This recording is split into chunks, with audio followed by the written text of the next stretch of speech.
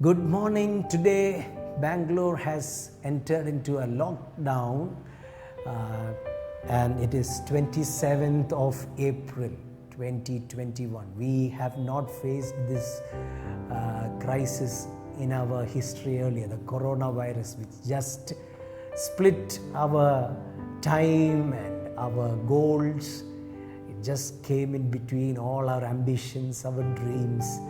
Well, we are moving on, but our hearts are grieving with those who are grieving today. Many people lost their loved ones. Many are grieving. Many are without a hope, and we stand with them. And as a church, we want to say that be strong. And I pray that the Lord of comfort will comfort all those who are going through a tough time. If you are sick, may the Lord heal you. May the Lord comfort you. And I know it's not a right time to talk about all the high jargons of leadership, but just still your leadership matters even in these times. And we are going in that alphabet trail, and we look at Q today. Q in my vocabulary for leadership stands for quietness. Quietness. We need to have those moments of quietness in our life so that we excel in our leadership.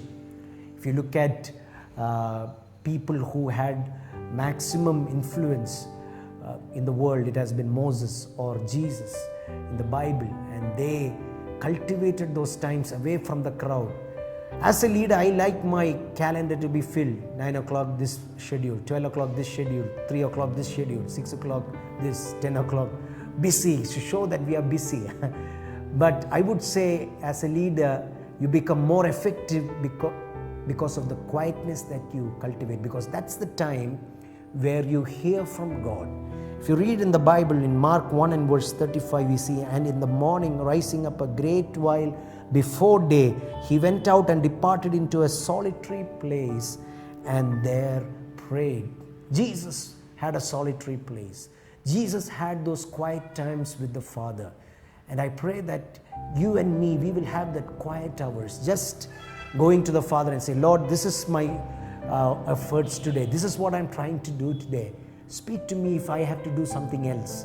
Help me to be open to the opportunities and avenues that you give me today. And that helps you to clear the clutter in your mind, refocus on your schedule, and move forward.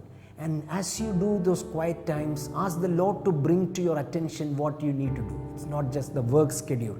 There might be different things else. Your children might be there. Your church, your brothers and sisters, your neighborhood. The Lord may ask you to do something. And just write it down in your diary and do that. It might be just a phone call to somebody.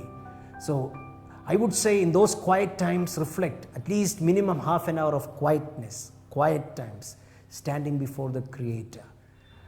We read in Nehemiah that he also had a wonderful time of quietness. I would say in Nehemiah chapter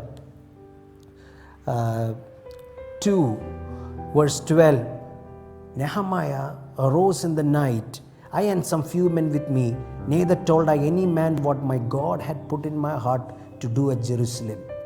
And verse 13 said, and I went out by night by the gate of the valley, even before the dragon well, and to the dung port, and viewed the walls of Jerusalem, which were broken down. The gates thereof were consumed with fire. Then I went on to the gate of the fountain, to the king's pool, but there was no place for the horse that was under me to pass. And then I went up in the night by the brook, viewed the wall, and turned back. Verse 16, the rulers knew not whither I went or what I did. Neither had I as yet told it to the Jews, nor to the priests, nor the nobles, nor to the rulers, nor to the rest that did the work. Nehemiah didn't tell anybody, but he alone with his horse, or whatever that beast was. It's their beast in Nehemiah, in the KJV version. And what's happening is he's going through the night, looking at the destruction of the walls of Jerusalem, just reflecting, quietness. And in that quietness, God caused a big project to come in his life, and that's the rebuilding of the gates of Jerusalem. Let me tell you, big projects, kingdom oriented mission work starts in your quiet times with the Lord. So, as a leader, cultivate those quiet times. May the Lord bless you and strengthen you to be a game changer in this COVID affected world. Remember, a smile helps, a tear helps, a word of hope helps. Whatever you do, these moments help. Don't be afraid, don't panic. In your quietness, reflect your life before the Lord, and may He bless you today.